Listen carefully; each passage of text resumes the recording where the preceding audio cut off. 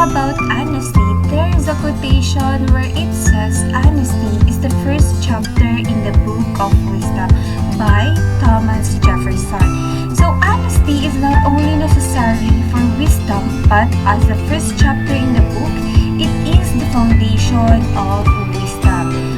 Honesty is defined as fairness and straightforwardness of conduct. Synonyms include sincerity, integrity, and trustworthiness. They are all good qualities to find in a person and certainly worthwhile to learn. We have here the importance of honesty. Being honest isn't always easy, otherwise we'd all do it all the time. But there are 5 main reasons why honesty is important.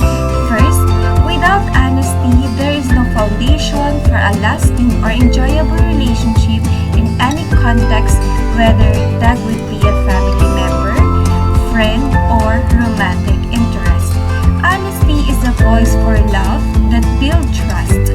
Without it, even a love you becomes a lie in itself, and there's no real security in the relationship. Next, people can read your mind.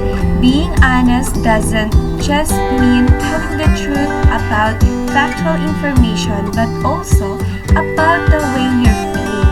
If you were hurt by something someone did, they may not even realize unless you are honest with them about how it affected you. If instead you hide the way you feel, then you disempower the other person from something about the problem and refuse the relationship the opportunity to grow. Next, we have here when people don't know the truth, they will try and guess it. That is, not being honest about something causes people to try and figure out what you're not seeing or what the truth actually is.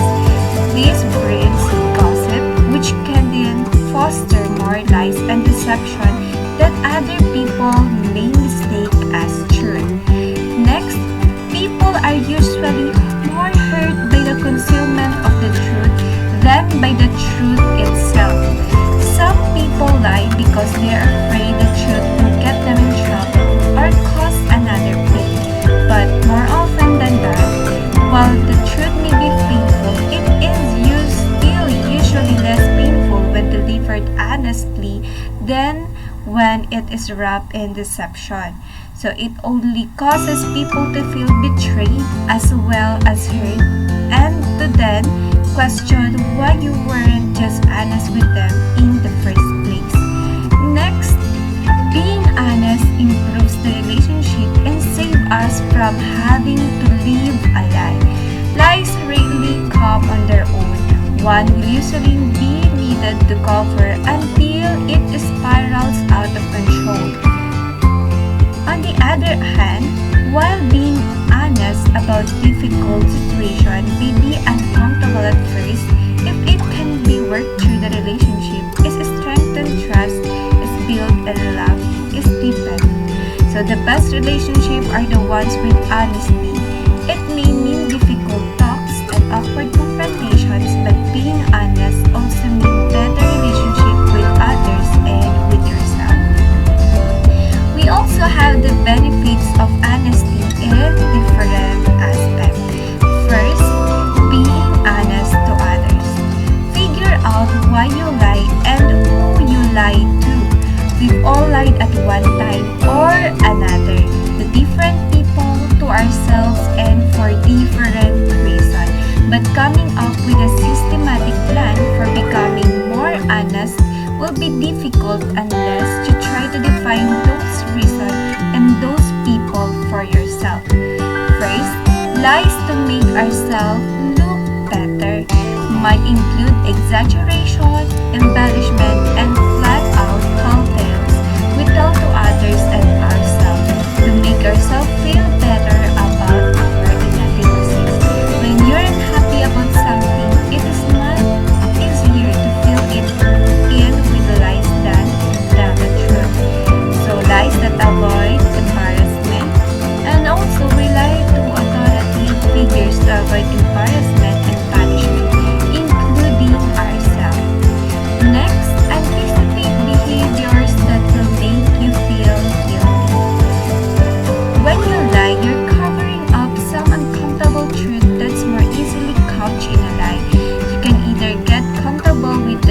or abandon the behavior that makes you embarrassed. For example, if you smoke cigarettes, you won't have to lie if everyone knows it's true. Own up to it. If a behavior is unownable, it's probably best to avoid it. It would be humiliating for your partner to find out that you had an inappropriate relationship with a co-worker, but you won't have to lie if you don't do it. Next, stop comparing yourself to others. Sometimes we like to make ourselves seem bigger and better than we really are.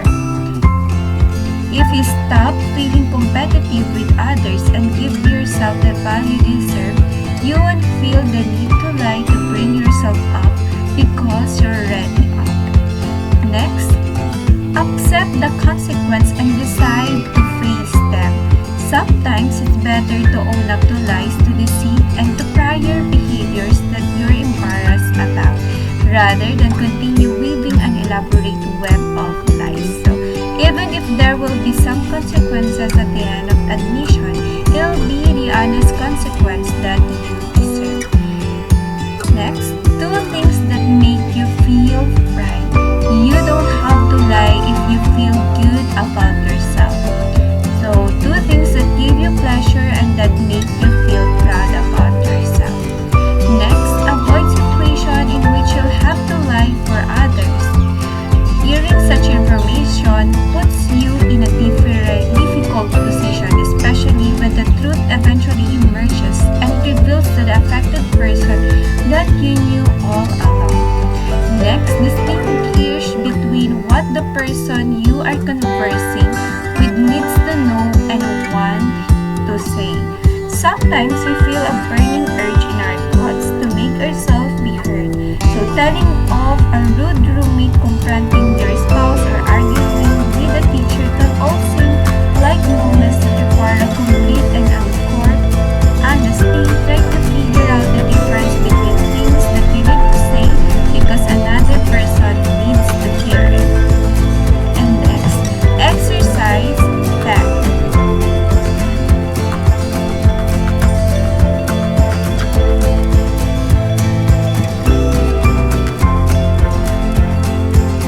Next, we have here being honest with yourself. First, give yourself an objective appraisal. So it's important to look in the proverbial mirror every now and then and take stock of how you feel. What do you like about yourself? What do you need to work on? Write down a list of your strengths and weaknesses in a notebook. Not to take stock of your self-worth, but to find things to improve and to celebrate your achievement. Next, confront the things about yourself that you dislike. A big source of honesty in our lives comes from an unwillingness to confront the things about ourselves that we're ashamed of, embarrassed about, or just plain disgusted by. Without dwelling on them, try to define them honestly. Next, create opportunities for yourself to improve. From your list of strengths and weaknesses, try to identify specific areas for improvement and specific ways that you might improve yourself. Take action. When you decide to act, carry through with your decision. Lying to yourself is easy.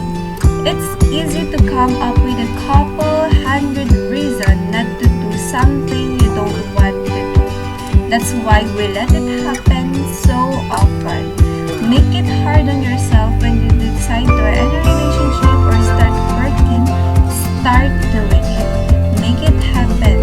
Don't wait until you come up with a litany of reasons that it's not the right time. When you make a decision, set it in motion. Next, avoiding unnecessary lies. Don't add color to your stories.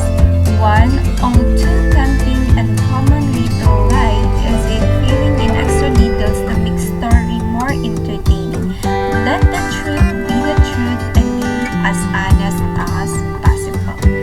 Get creative with white lies. We've all been there When someone asks something dreaded like, do I look bad in this? Or is Santa Claus real?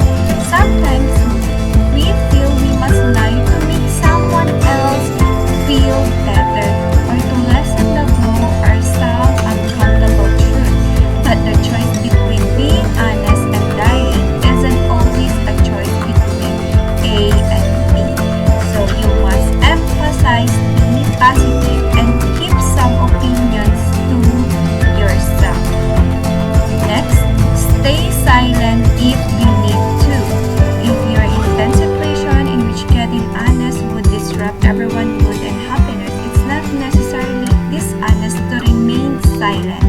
If you've got the option of staying